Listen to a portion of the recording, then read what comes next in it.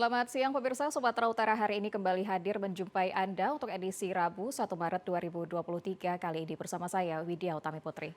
Seperti biasa sejumlah informasi telah dirangkum tim redaksi kami untuk Anda dan berikut Sumatera Utara hari ini selengkapnya.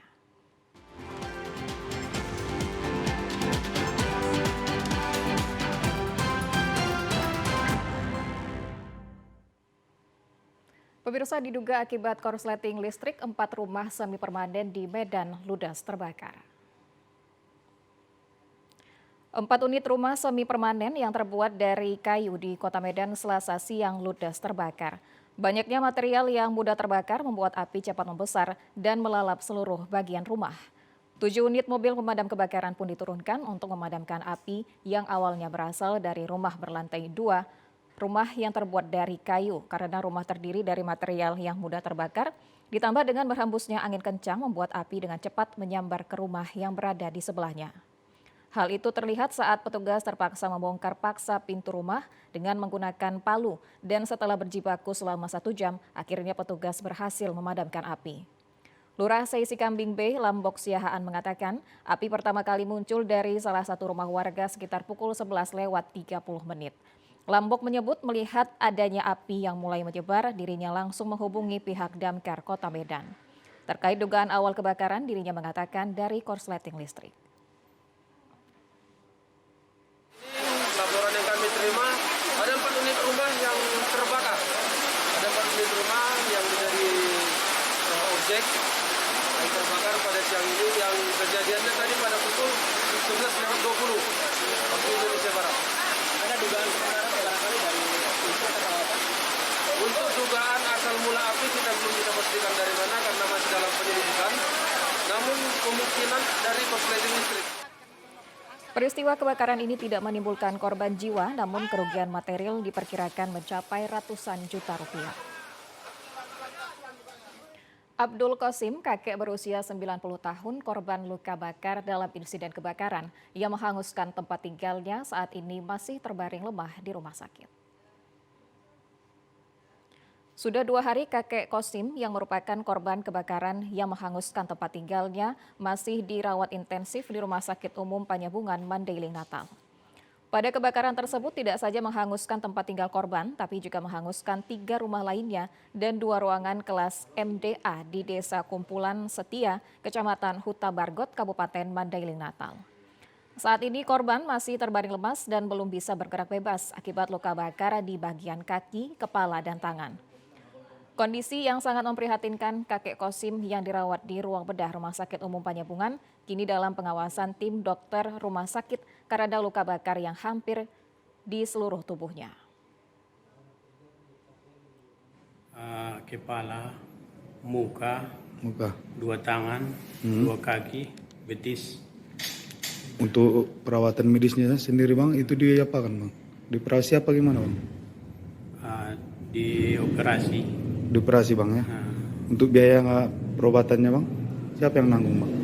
Alhamdulillah ditangani pemerintah setempat. Pemerintah daerah Bang ya?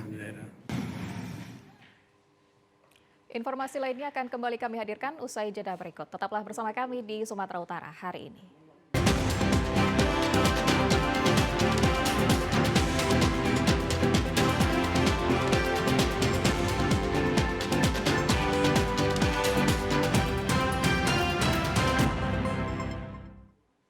Terima kasih Anda masih menyaksikan Sumatera Utara hari ini. Pemirsa, di tengah ketidakpastian global di tahun 2023, pemerintah mengeluarkan kebijakan untuk menjaga ketersediaan, keterjangkauan, dan distribusi bahan-bahan pokok kebutuhan masyarakat dalam rangka menjaga ketahanan pangan nasional. Demikian disampaikan staf khusus Kementerian Keuangan Made Arya Wijaya pada keterangan persnya di Gedung Keuangan Jalan Diponegoro, Medan kemarin pada konferensi pers dengan tema kinerja APBN bulan Januari tahun 2023 di Sumatera Utara, masing-masing diikuti Kanwil Ditjen Perbendaharaan, Kanwil Ditjen Pajak, Kanwil Ditjen Kekayaan Negara, dan Kanwil Ditjen Bea Cukai Provinsi Sumatera Utara, memaparkan capaian dan realisasi kinerja di tahun 2023. Secara nasional, staf khusus Menkeu Made Arya memaparkan pada APBN tahun 2023 dengan tema optimis dan waspada, Optimis karena pengalaman di tahun 2022 menghadapi masa pandemi, Indonesia melaluinya dengan sangat baik, menjadi modal keyakinan menghadapi tahun 2023.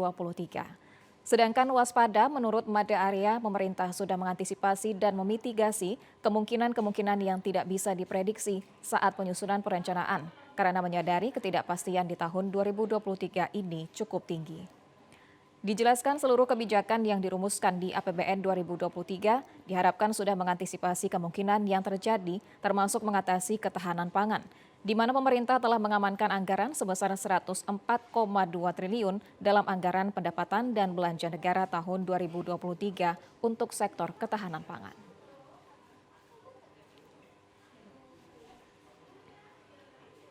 Salah satu upaya pemerintah di dalam menjaga ketahanan pangan itu melalui langkah-langkah bagaimana menjamin ketersediaan bahan-bahan yang diperlukan masyarakat itu harus cukup dalam tahun 2023 ini. Yang kedua juga terkait harga, jadi supaya terjangkau bisa dibeli dengan harga yang relatif murah dan terjangkau bagi seluruh masyarakat. Nah, bagaimana caranya? Tentunya menjamin juga kepastian distribusinya supaya ketika barang-barang itu dibutuhkan tersedia tepat waktu di seluruh pasar yang ada di Indonesia sehingga seluruh masyarakat bisa mendapatkan barang-barang yang dibutuhkan dengan tepat waktu dan juga dengan harga yang terjangkau. Nah, yang terakhir tentunya bagaimana melaksanakan ketiga hal ini melalui komunikasi yang efektif. Sementara itu, Kepala Kanwil Ditjen Perbendaharaan Sumut, Syaiful, menjelaskan Kemenkeu 1 Sumut sebagai pengelola fiskal di daerah akan terus berkolaborasi bersama instansi vertikal pemerintah daerah dan seluruh stakeholder terkait untuk terus mendukung pemulihan ekonomi Sumatera Utara. Optimisme tetap harus dipelihara melalui berbagai kebijakan fiskal serta berbagai kegiatan penguatan pemulihan ekonomi nasional.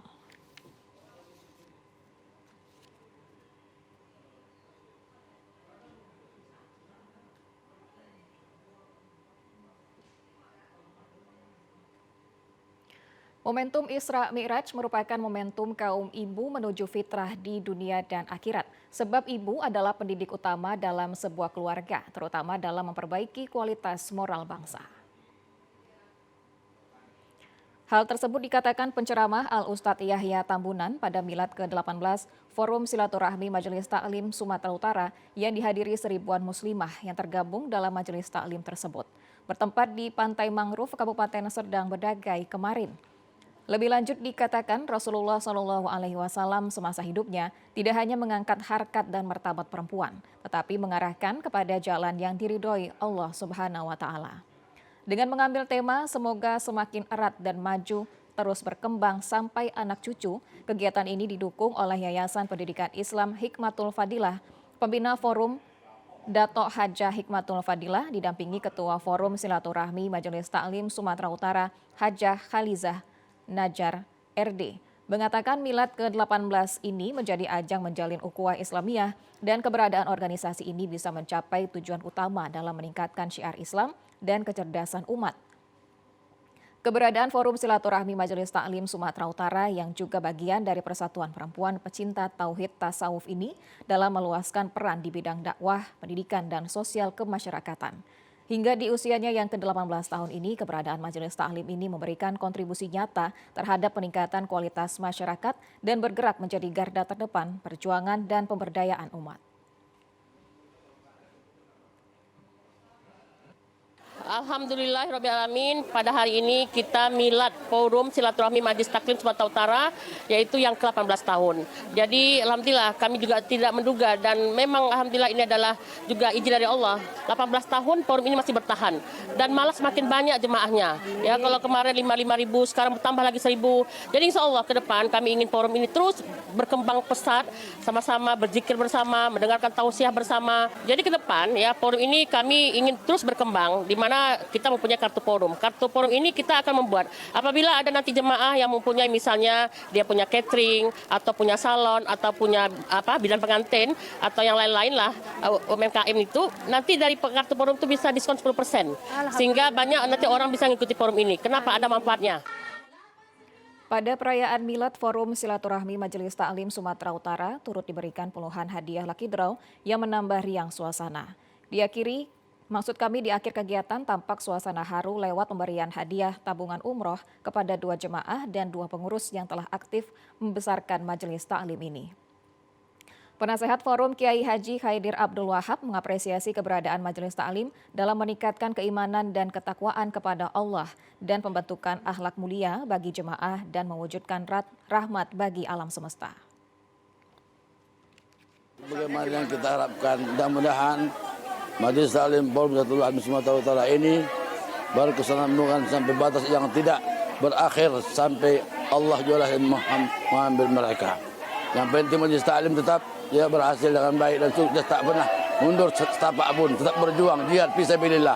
Semoga berhasil apa yang telah mereka laksanakan meskipun jauh datang dari berbagai pelosok, tetapi karena mereka yakin bahwasanya ibadah itu pasti akan mendapatkan ganjaran dari Allah Subhanahu wa taala yang lebih baik. Pemirsa, KPU Serdang Bedagai melakukan tahapan persiapan dalam pelaksanaan pemilu 2024 mendatang. Dari 17 partai yang lolos di KPU RI, terdapat 2 partai partai peserta pemilu di tingkat Kabupaten Sergai belum melakukan verifikasi faktual yang telah dilakukan pada bulan November 2022 yang lalu.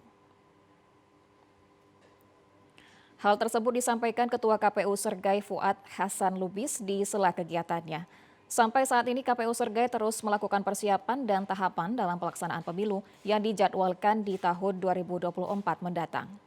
Diketahui pada bulan November 2022 lalu KPU Sergai melakukan tahapan administrasi verifikasi faktual partai politik terhadap 17 peserta partai politik yang ikut pemilu 2024. Dari 17 partai tersebut sebanyak 15 partai politik yang melakukan tahapan dan 2 partai politik yang tidak melakukan verifikasi faktual, yaitu Partai Umat dan Partai Perindo. Untuk itu, kami masih mengkaji sejauh mana regulasi yang mengatur untuk 2 peserta partai politik dapat mengajukan bacaleknya nanti. Termasuk Partai Umat dan Partai Perindo. Dan secara nasional kita ketahui bahwa partai politik itu kan memang bersifat hierarkis. Pencalekan atau menjaring bakal calon legislatif untuk pemilu tahun 2024. Menurut kami ini sah-sah saja dilakukan sebagai persiapan dari partai politik. Tetapi dari KPU kami masih menunggu regulasi dalam bentuk PKPU ataupun juknis lainnya yang nanti bisa menjelaskan itu terkait dengan proses pencalekan yang akan dilaksanakan oleh partai politik.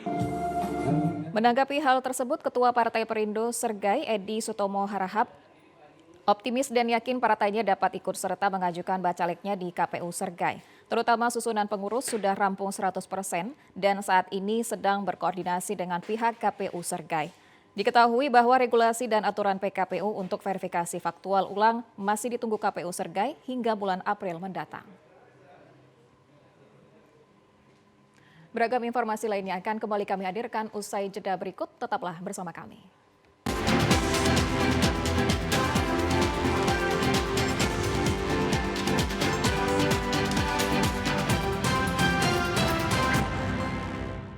Anda kembali bersama kami di Sumatera Utara hari ini.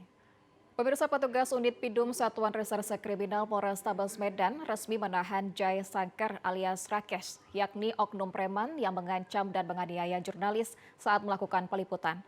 Dirinya menyerahkan diri sesaat setelah para korban membuat laporan polisi di Polrestabes Medan. Inilah rekaman penggalan video saat terjadinya tindakan penganiayaan dan pengancaman oleh sejumlah preman terhadap setidaknya 4 jurnalis yang sedang melakukan peliputan proses prarekonstruksi kasus penganiayaan yang diduga dilakukan oleh oknum anggota DPRD Kota Medan terhadap seorang warga di salah satu tempat hiburan yang berada di Jalan Abdullah Lubis, Kota Medan. Dalam video tersebut terlihat tersangka menghalang-halangi para jurnalis dan sempat melakukan penganiayaan dengan mendorong hingga menendang beberapa jurnalis. Tak hanya itu, oknum preman ini juga memaksa para jurnalis untuk menghapus foto dan video yang sempat diambil di lokasi kejadian. Kasat Reskrim Polrestabes Medan, Kompol Teguh Fatir Mustafa mengatakan pelaku kini telah ditetapkan sebagai tersangka dan ditahan di Satreskrim Polrestabes Medan. Menurut pengakuan tersangka, dirinya hadir di lokasi sebab salah satu saksi dalam kasus dugaan penganiayaan yang direkonstruksi saat itu merupakan kerabat dekatnya. Dirinya merasa tersinggung oleh sejumlah jurnalis yang mengambil foto dan video dalam rekonstruksi yang digelar polisi tersebut. Melakukan sesuatu dengan ancaman kekerasan yang terjadi di Jalan Abdullah Lubis. Yang menjadi korban di sini adalah beberapa orang rekan-rekan dari media. Terhadap pelaku sudah dilakukan penahanan. Kejadian ini bermula dari pelaku yang diajak untuk mengikuti kegiatan rekonstruksi, yang salah satu saksi dari kegiatan tersebut adalah adik dari pelaku. Tersangka menyerahkan diri ke Mapolrestabes Medan sesaat setelah para korban membuat laporan polisi. Dirinya dijerat dengan pasal 335 KUHP tentang pengancaman kekerasan dan Undang-Undang Nomor 40 Tahun 1999 tentang kebebasan pers. Pemirsa, adanya tindakan ancaman penganiayaan hingga pengerusakan alat kerja seorang wartawan di Sumut mendapat kecaman keras dari berbagai organisasi wartawan. Meski wartawan secara undang-undang sudah dilindungi dalam menjalankan profesinya, namun mengapa hingga saat ini masih saja mendapat perlakuan yang semena-mena? Untuk membahas hal ini, pemirsa, kita telah terhubung secara virtual dengan pakar hukum pidana dari Universitas Sumatera Utara, Profesor Edi Warman, dan juga dari PWI. Beliau adalah Sekretaris PWI Sumut Bidang Hukum, yaitu Bang Amrizal. Kita sapa keduanya ya. Selamat siang Bang Amrizal dan juga Pak Prof Edi. Ya, salam sehat. Siang. Selamat siang Bu. Saya lebih profesi, saya bukan staris, saya sebagai Wakil Ketua Bidang Hukum. Oke, baik. Terima kasih. Baik, Bang Amrizal, Wakil Ketua Bidang Hukum PWI Sumatera Utara. Baik, langsung saja kalau begitu. Tadi sudah kita sampaikan juga bahwasannya memang beberapa waktu lalu telah terjadi kekerasan terhadap wartawan begitu di Sumatera Utara. Saya mungkin ke Bang Amrizal terlebih dahulu melihat kasus tersebut. Bang Amrizal, bagaimana kemudian respon PWI dalam hal ini? Kita dari PWI Sumatera Utara sangat mengecam tindakan terhadap rekan-rekan jurnalis yang melaksanakan tugasnya sebagai wartawan. Apalagi itu mengatasnamakan dia preman. Kita sudah komit bahwasanya preman tidak perlu ditolerir, tidak perlu diampuni. Apalagi rekan-rekan sebagai jurnalis dilindungi Undang-Undang Pers Nomor 40. Jadi harus paham yang dilaksanakan adik-adik kita di lapangan itu tidak perlu diancam, tidak perlu diintimidasi.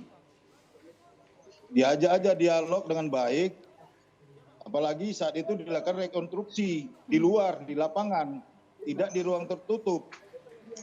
Di mana pihak kepolisian tidak ada menyuruh rekan-rekan wartawan itu tidak meliput. Nah, sehingga ini tak siapa yang menyuruh, sehingga mengaku preman dari suatu organisasi kepemudaan mengatakan tidak boleh rekan-rekan adik-adik kita itu melakukan peliputan. Ini namanya kan sudah melanggar pasal 18, bisa didenda 500 juta rupiah gitu. Baik. Bang Amrizal, sempat disebutkan juga oleh tersangka seperti itu bahwasannya alasan kemudian ia melakukan tindakan kekerasan terhadap jurnalis adalah mengatakan bahwasannya salah satu saksi dalam kasus dugaan penganiayaan yang direkonstruksi saat itu adalah kerabatnya. Apakah hal ini sudah dikonfirmasi, Bang Amrizal? Kalau dikatakan itu pun kerabat dia, tapi dia tidak boleh mengintimidasi rekan-rekan wartawan. Ya. Di situ kan ada pengacara dari korban ya, yang dilakukan rekonstruksi. Ya tugas dia sebagai rekannya, ya laksanakan aja, pemantau aja dia. Perlu kita pertanyakan dia sebagai pengacara atau sebagai rekan, itu kan ada masing-masing kapasitasnya. Bukan langsung Datang adik-adik kita ini, rekan-rekan wartawan ini meliput, langsung diintimidasi, diancam, ditunjuk, dan mengatakan diri dia preman. Sebelumnya pernah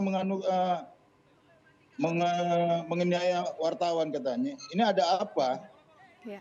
Kenapa dia terhadap wartawan sangat tidak antusias? Kok gerah dia ada rekan-rekan wartawan yang ada meliput di lapangan? Oke, baik. Baik. Baik, kita akan bergeser ke Pak Edi. Pak Edi, kemudian bagaimana tanggapan dari Anda begitu dengan masih adanya perlakuan yang semena-mena terhadap wartawan ketika menjalankan tugasnya, ketika menjalankan profesinya begitu di lapangan? Bagaimana tanggapan Anda, Pak Edi? Ya, menurut saya itu sudah bertentangan dengan hukum. Ya. Dan ini sudah berkali-kali nih.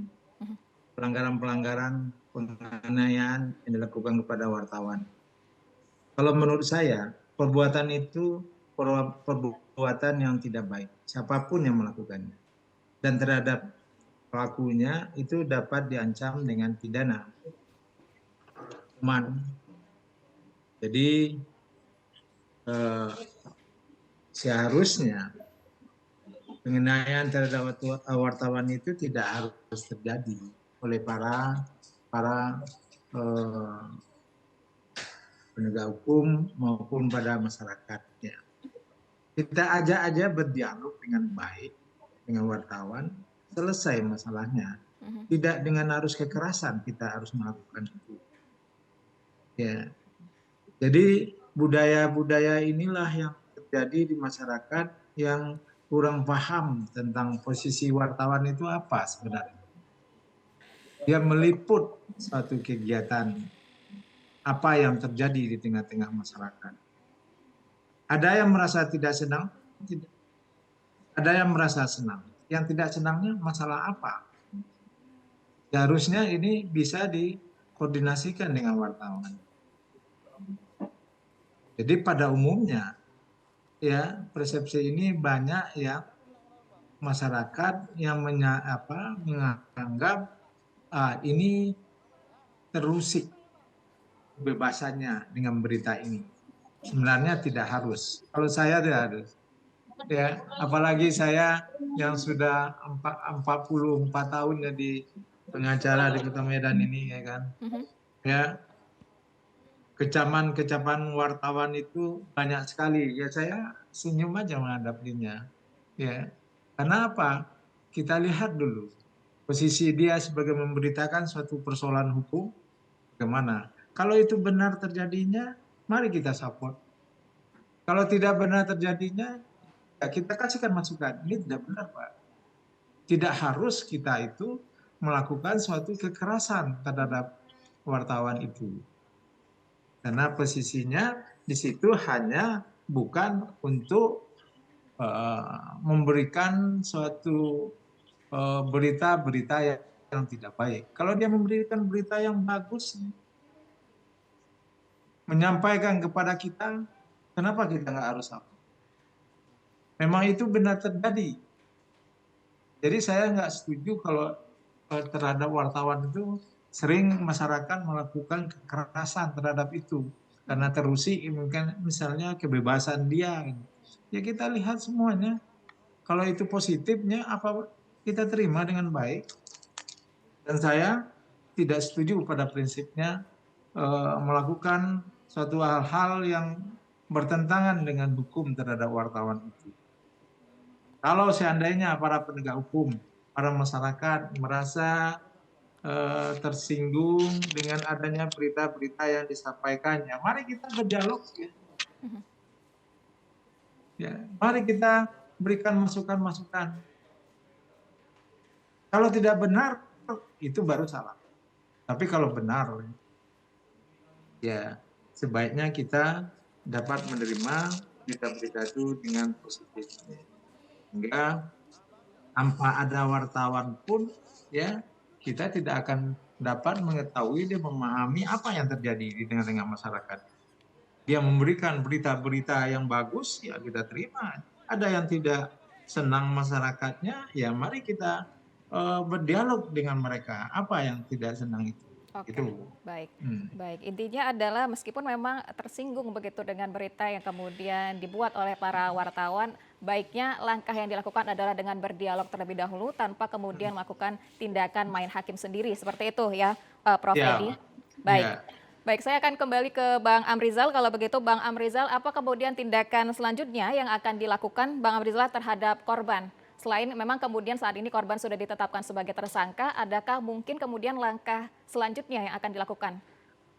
Bang Amrizal. Ya, kita pertama mensupport dengan pihak kepolisian.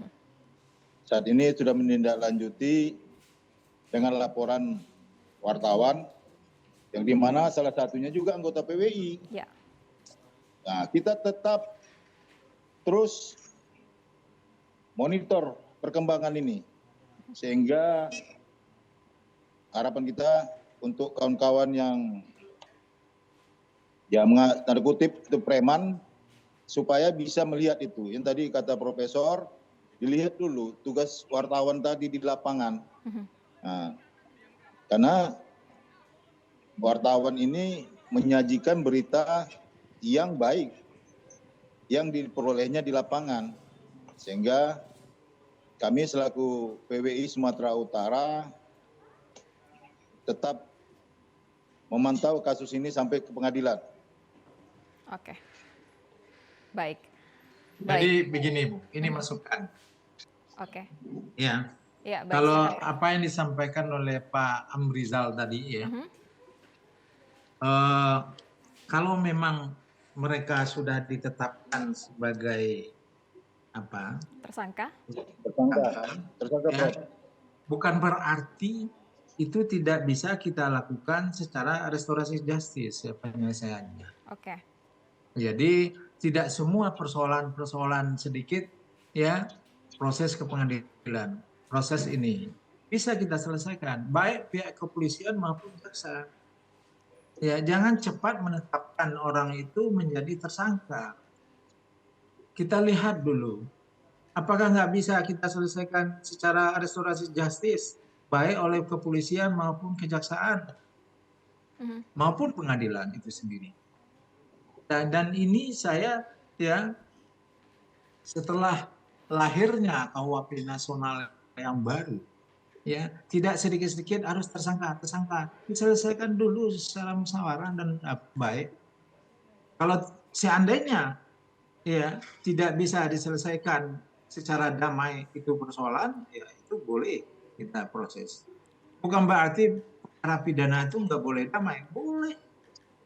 Cuma ya, jadi itu jangan sedikit-sedikit tersangka. Ini saya hal-hal yang seperti ini ke depan ya harus kita perbaikilah konsep-konsep yang bersifatnya melakukan suatu pembinaan terhadap seseorang, baik terhadap wartawan maupun terhadap masyarakat lainnya. Oke, baik. Oke. Ini perlu saya sampaikan sini, Prof. Sebenarnya sebelum masalah ini kita laporkan ke ranah hukum ke Polrestabes Medan, kita sudah mengajak mereka untuk datang meminta maaf kepada adik-adik rekan-rekan kita ini. Tapi kadang-kadang dianggap sepele, Prof. Memang kita tidak melarikan ke masalah ini, bukan masalah kami senang ini beliau sebagai tersangka, tidak. Kami selalu membuka ruang untuk mereka, kalau mereka sudah bersalah, ya datang saja. Kita membuka pintu kok. Kan gitu dia. Oke. Nah, yang penting yang kayak Prof yang tadi bilang, niat dia tadi. Kalau niat dia mau untuk mengucapkan maaf kepada kawan-kawan, ya ini bisa kita selesaikan gitu maksudnya. Baik. Ya.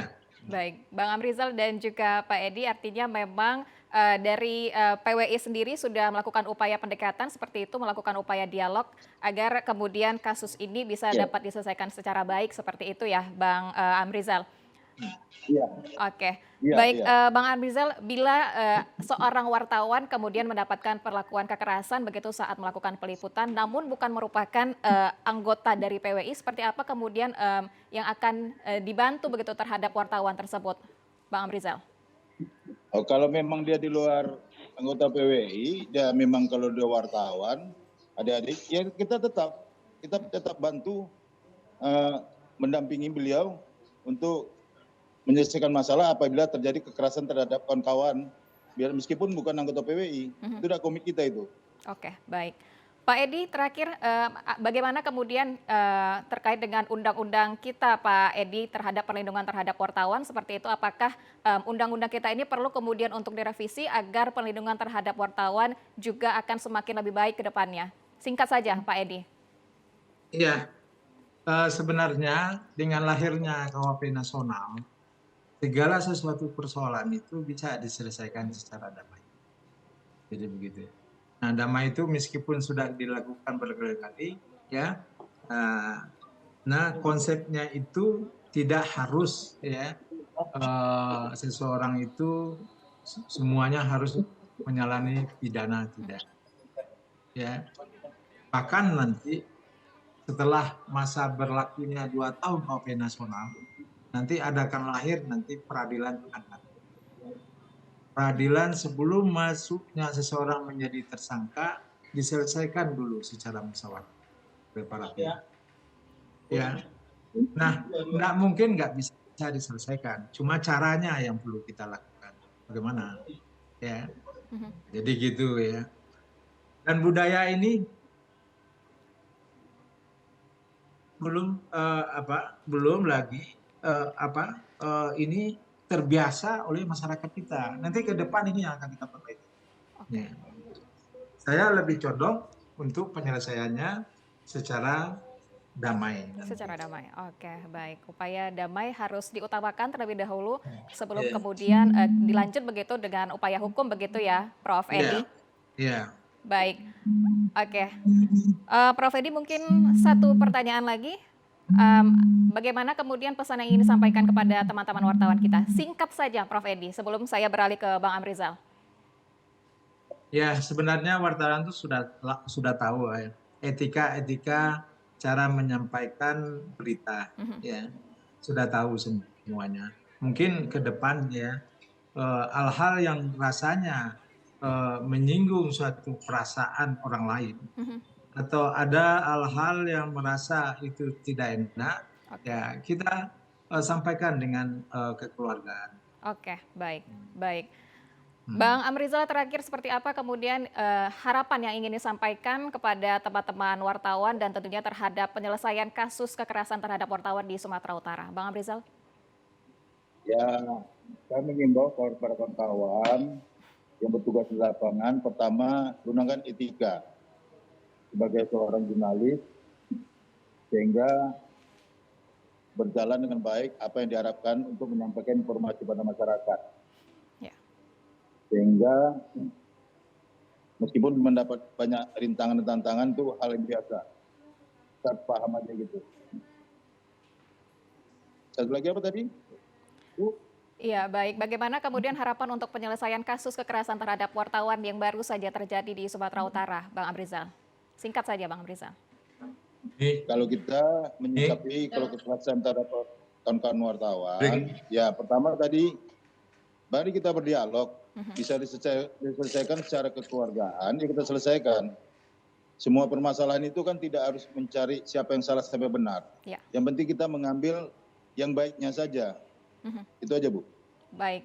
Baik, terima kasih Bang Amrizal dan tentunya juga terima kasih kami ucapkan kepada Prof. Edi yang sudah bersedia bergabung bersama kami di Dialog di Sumatera Utara hari ini siang. Terima kasih Bapak-Bapak, selamat beraktivitas kembali. Oke, terima kasih. Iya, baik pemirsa, sejumlah informasi menarik lainnya akan kembali kami hadirkan usai jeda berikut. Tetaplah bersama kami.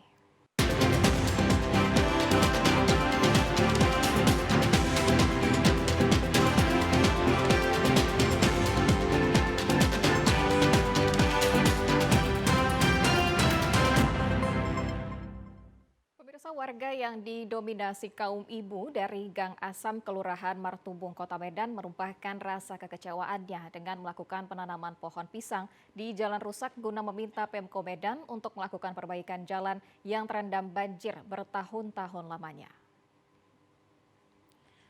Semua yang dilakukan warga karena kesal melihat jalan Titipapan Kelurahan Martubung, Kecamatan Medan Labuhan tidak diperhatikan Pemko Medan untuk diperbaiki. Sehingga warga yang didominasi kaum ibu melakukan penanaman pohon pisang sekaligus berkumpul sambil membentangkan bendera merah putih dan menyanyikan lagu Indonesia Raya di jalan rusak tersebut. Penanaman pohon pisang yang dilakukan kaum ibu ini juga karena sudah ada anak-anak di lingkungan 7 menderita penyakit demam berdarah. Kekecewaan warga ini karena hingga saat ini belum ada perhatian pemerintah Kota Medan untuk memperbaiki jalan yang senantiasa tergenang air yang sudah bertahun-tahun dirasakan penderitaan tersebut. Padahal warga telah melunasi PBB setiap tahunnya.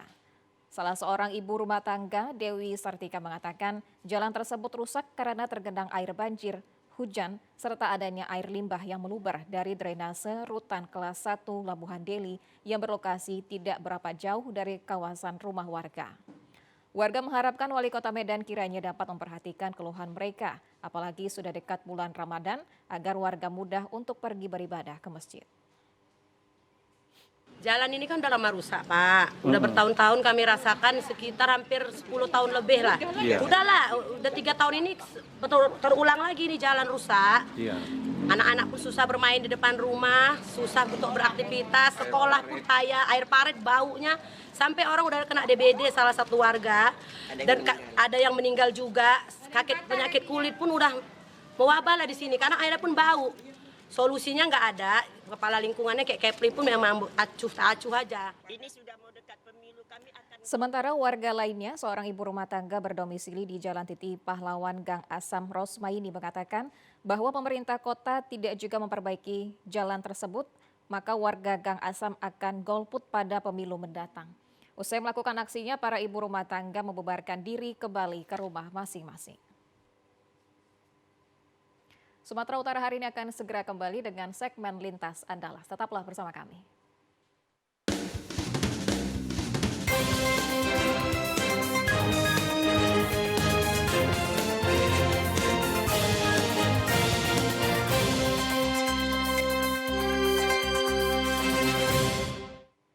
Pemirsa, sejumlah penambangan ilegal di kawasan eks tambang batubara PT Bukit Sunur Taba, Penanjung, Kabupaten Bengkulu Tengah marak terjadi. Aksi penambangan liar dikhawatirkan merusak lingkungan, terlebih berada di areal hutan produksi. Kepala Dinas Lingkungan Hidup Kabupaten Bengkulu Tengah, Mahendra Gustian, membenarkan adanya praktek penambangan ilegal yang berlangsung di areal hutan produksi, persisnya hutan produksi Semidang Bukit Kabu di wilayah Kecamatan Taba Penanjung, Bengkulu Tengah. Ia menyatakan pihaknya baru menerima laporan tersebut dari Lembaga Swadaya Masyarakat beberapa hari lalu. DLH pun akan langsung mengecek ke lokasi Selasa pagi 28 Februari 2023. Menurut informasi yang diterima DLH Bengkulu Tengah, penambangan ilegal di lokasi tersebut, para penambang menggunakan 1 unit ekskavator, kemudian mengemasnya dalam karung ukuran 60 kg yang dijalankan warga setempat. Karung-karung ini akan dijual ke salah satu pengusaha penampung di luar Provinsi Bengkulu.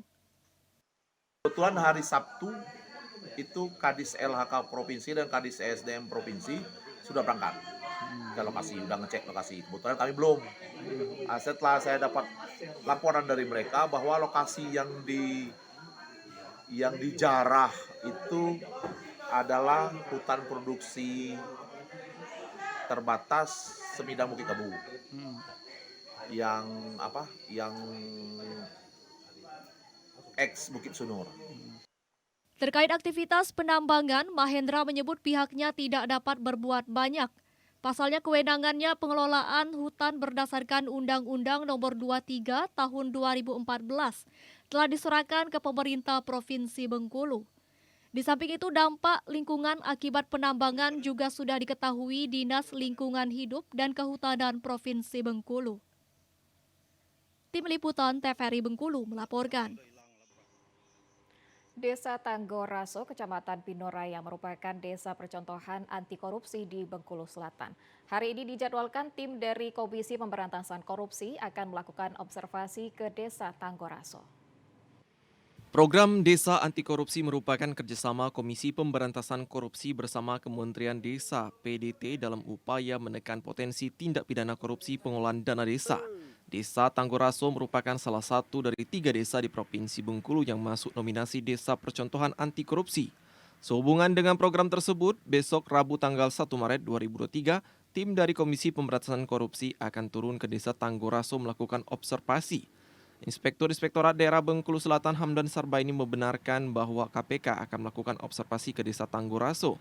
Selain itu, tim KPK dijadwalkan akan melakukan audiensi dengan Bupati di kantor Bupati Bengkulu Selatan. Pagi harinya audiensi dengan Bapak Bupati di kantor Bupati. Setelah itu langsung penilaian ke desa. Kemudian ke desa di Tanggoraso. Itu diperkirakan jam 2. Minggu siang. Ya.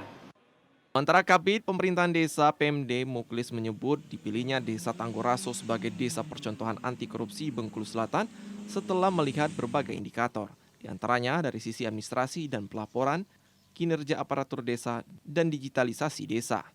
Dari Bengkulu Selatan, Abdian Utama, TVRI Bengkulu melaporkan. Bandara Fatmawati Soekarno Bengkulu akan menambah rute penerbangan baru di tahun ini, seperti Batam, Palembang, dan Padang. Saat ini masih dalam proses penawaran ke maskapai untuk mengisi rute penerbangan baru di Bengkulu. Ditargetkan akan ada penambahan atau pengaktifan kembali rute penerbangan di Bandara Fatmawati Soekarno Bengkulu di tahun ini. Adapun rute yang diusulkan seperti Palembang, Batam, dan juga Padang. Asisten Manajer Airport Operation and Service Bandara Fatmawati Soekarno, Ilham Wahyudin mengungkap, rencana penambahan rute penerbangan ini masih dalam pengembangan. Saat ini pihaknya masih melakukan penawaran ke sejumlah maskapai. Diharapkan maskapai yang pernah mengisi penerbangan di Bandara Fatmawati Soekarno seperti Wings Air dapat kembali hadir.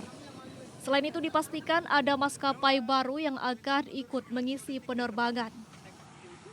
Masih develop rute-rute contoh kayak rute Kuala Namu, Batam, Palembang, dan juga Padang. Itu masih kita development sejauh ini karena memang secara demand sendiri, secara demand permintaan dari masyarakat itu sudah ada.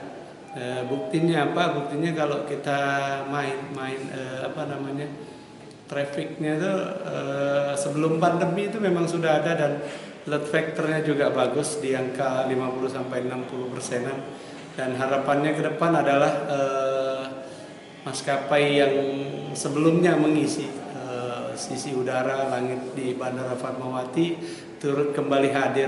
Target kita adalah tahun ini. Dengan adanya penambahan dan pengaktifan kembali rute, diharapkan penerbangan di Bandara Fatmawati Soekarno Bengkulu dapat efektif dan efisien. Lucia Mayangsari, TVRI Bengkulu melaporkan. Ya, pemirsa, informasi tadi menjadi penutup perjumpaan kita di Sumatera Utara hari ini. Mewakili kerabat kerja yang bertugas, saya Widya Utami Putri pamit undur diri dari hadapan Anda. Terima kasih, selamat siang, sampai jumpa.